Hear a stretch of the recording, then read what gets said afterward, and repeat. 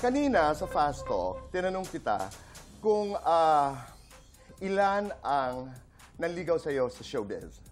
Sabi mo 5. Okay, sabi mo 5. Maliban, of course, sa alam namin, si Derek, si Seth, di ba? Pangalanan mo kung sino yung 3 na nanligaw sa'yo.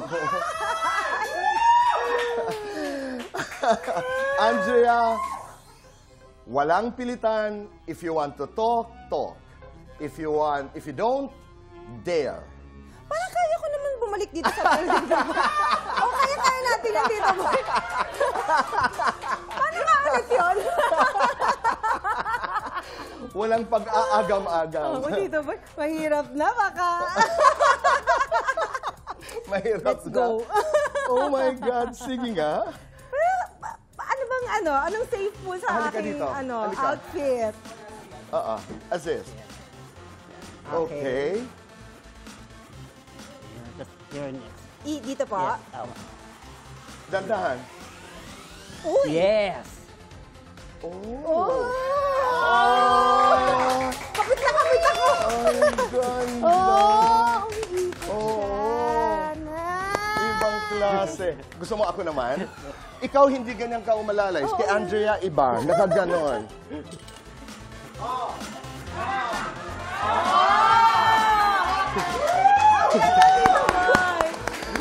Marvin, maraming salamat. Maraming salamat. Thank you po.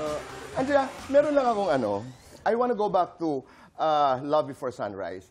Yung mga sabunutan, yung mga sampalan, paano niyo pinaghahandaan? Halimbawa kayo ni Bea, do you talk about it? Actually, Tito Boy, opo, nire-rehearse naman siya. Kaya ang dami nagtatanong po sa akin yung sampal niya dun sa trailer kung masakit ba kasi parang nag-bounce daw. Actually, alalay na alalay si Bea. Paano ang Hanggang alalayan sa sampalan? Like, may technique? Meron, Tito Boy. Paano? Ay, natatakot ako. Sana tama yung alalay ko, Tito Boy. Hindi, Parang inaano lang, Tito Boy.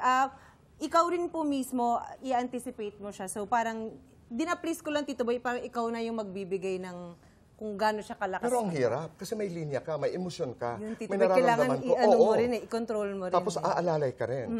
Pero ang technique nun, alam mo, wala bang visual, wala bang tunog na papunta na ang sampal? Wala, Tito Boy. Oh my God.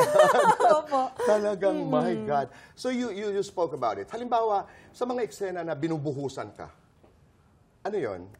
Yun po, totoo talagang buhos. Pero, ano naman, inalalayan ko rin na hindi naman mapunta lahat sa mukha niya. Yung, May alalay din, opo. Tsaka para alam niya kung ano yung i-expect niya, Tito Boy. Andrea, proseso mo bilang isang aktor. Pag sumisipot ka, pag dumadating ka sa set, you know your character. May mga artista kasi na pag nasuutan na ng buhok, ng wig, o kaya ng costume, they are in character. Meron akong ganun, Tito Boy. Meron kang ganun. Although before going on set sa kotse po, nag-aano na rin ako, nagpe-prepare na rin ako, Tito Boy, yung mga tinuro sa amin sa workshop. Okay.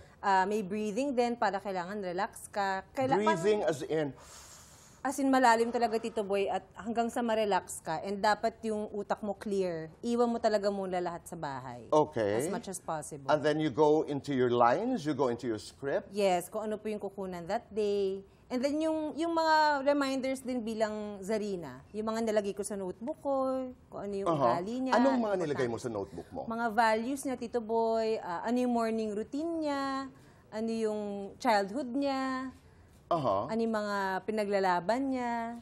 Paano yun, lumalabas at pumapasok ka sa kwento ni Zarina at kwento ni Andrea? How much of your story is used sa pag-atake mo dito kay Zarina sa Love Before Sunrise? Naghahanap ako lagi, Tito Boy, ng parallel namin dalawa.